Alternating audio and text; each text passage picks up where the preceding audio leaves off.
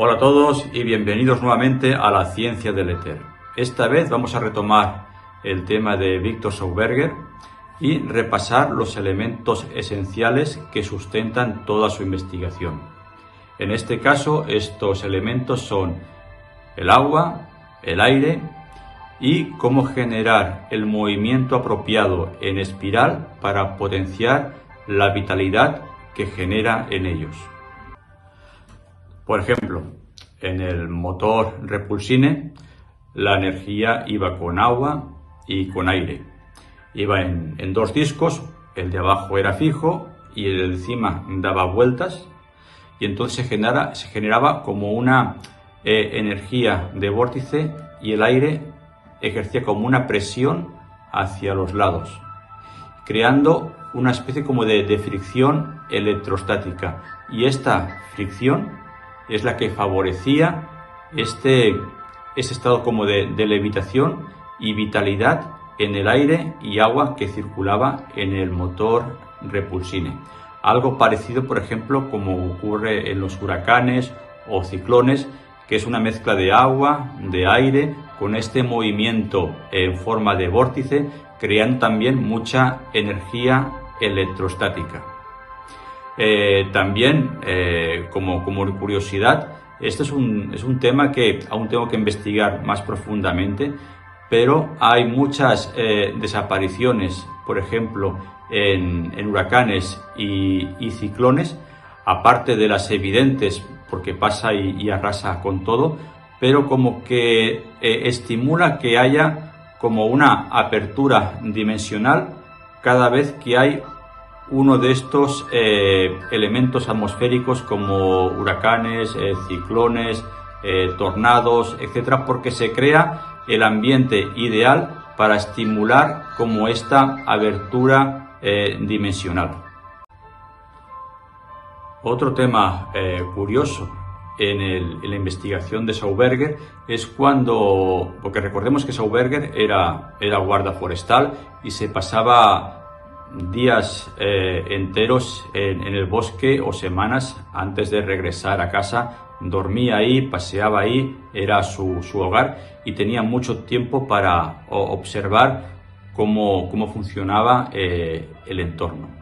Y se fijaba en las truchas cuando iban contracorriente y daban esos saltos para superar los obstáculos río arriba.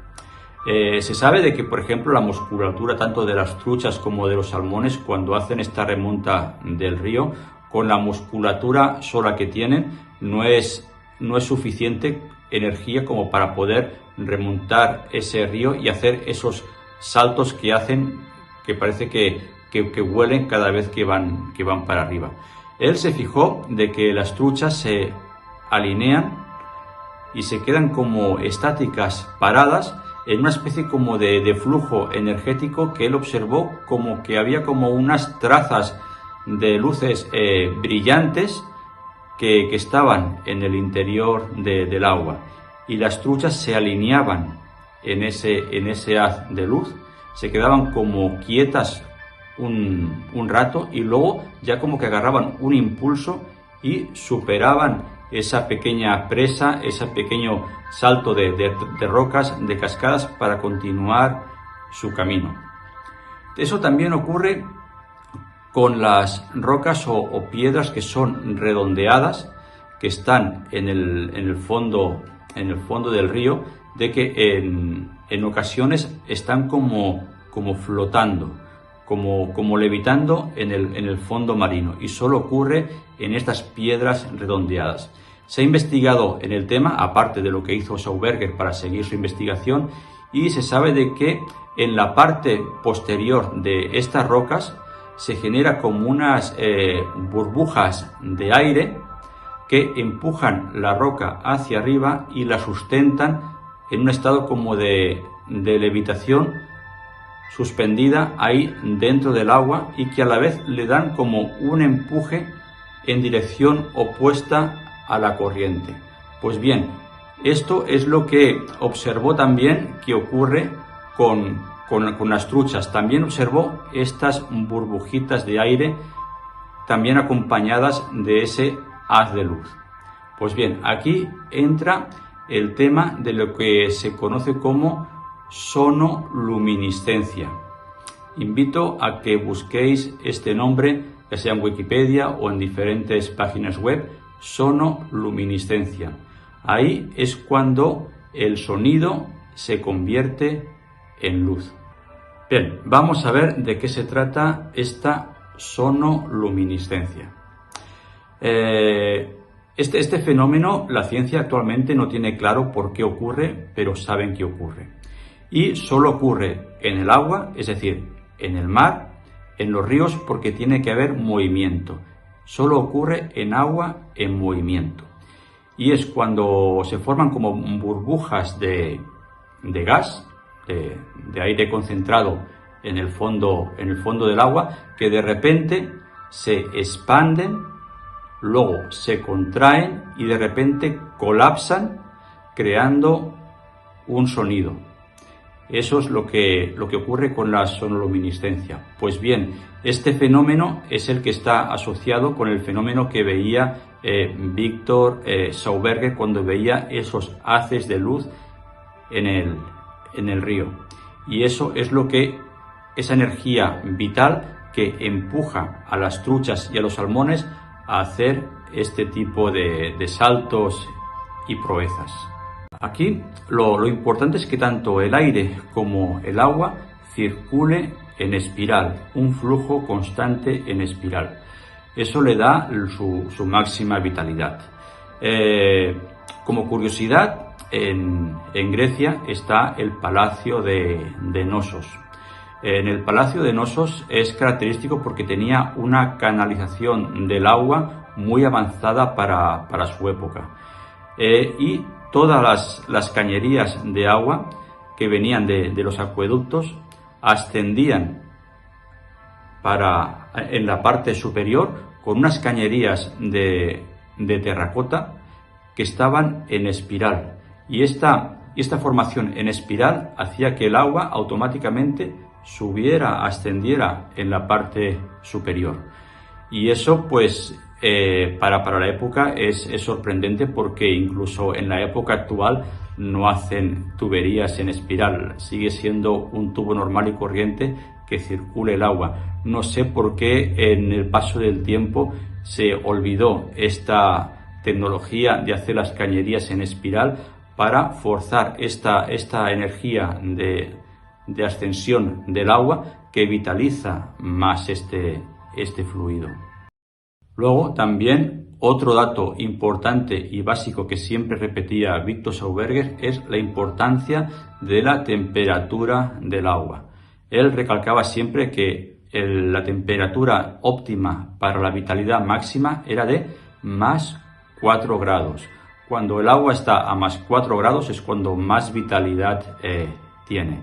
Y decía de que el sol mata esa vitalidad, y que, por ejemplo, la luz nocturna, por ejemplo, de la luna, o simplemente en las temperaturas frescas de la noche, cuando no está la influencia del sol, esta vitalidad del agua aumenta. Incluso el flujo del agua es mucho más fuerte, mucho más rápido, y a medida que va el sol ascendiendo y calentando el ambiente, el flujo del agua se apelmaza y se duerme, como que va matando esa vitalidad.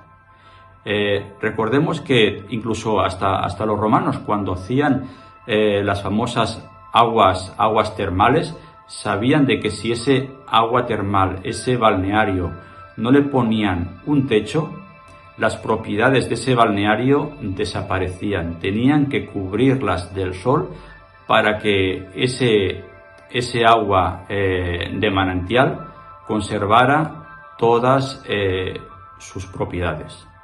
Bien, incluso para los aficionados al sun gazing, de mirar el sol para estimular la glándula pineal y para fortalecer distintas partes del organismo, lo hacen en las horas donde el sol tiene su influencia más baja, en el anochecer, en el amanecer, donde no existe esta influencia agresiva del sol, donde está brillando al máximo. Lo hacen en horas de influencia de sol baja, primero para no dañar los ojos y luego para aprovechar esa energía entre el crepúsculo y el ocaso, entre la noche y el día, para aprovechar esa máxima vitalidad.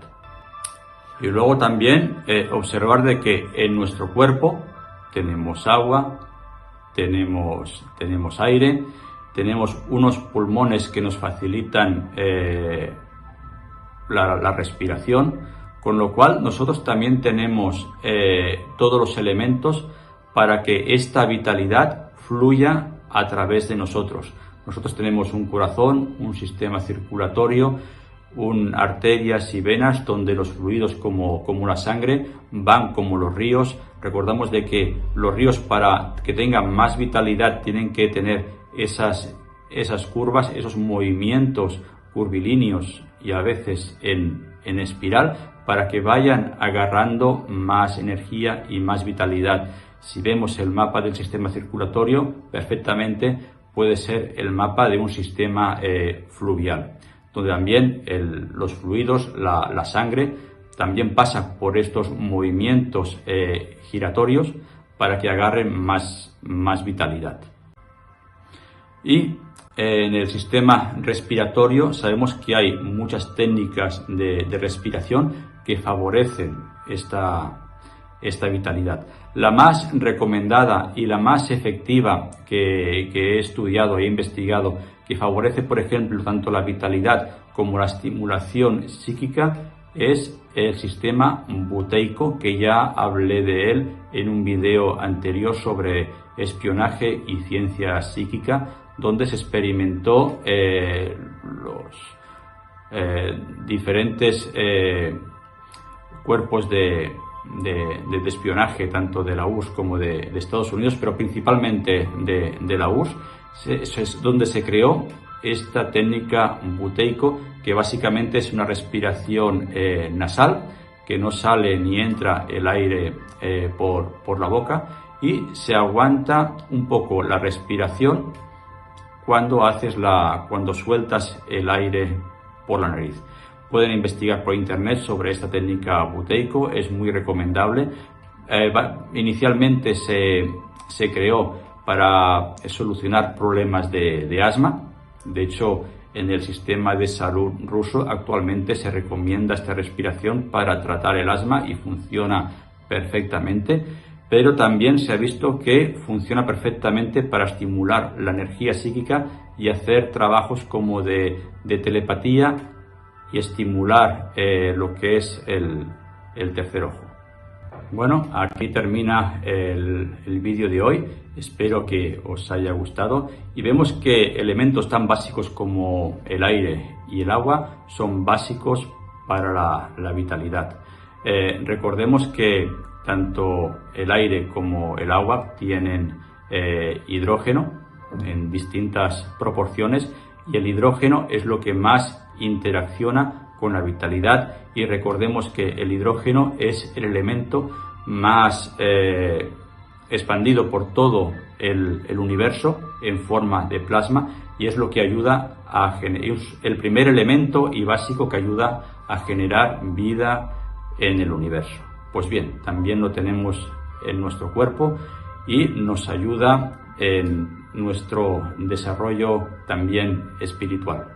Bueno, nos vemos en otro capítulo de la ciencia del éter. Compartan, danle like y hasta pronto.